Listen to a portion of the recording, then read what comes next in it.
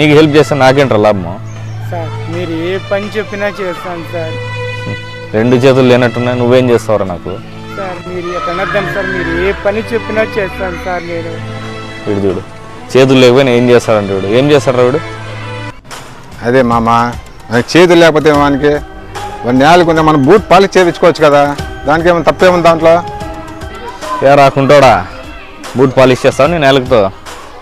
చేస్తాను సార్. రా రా కూర్చో. ఏయ్ చెయ్.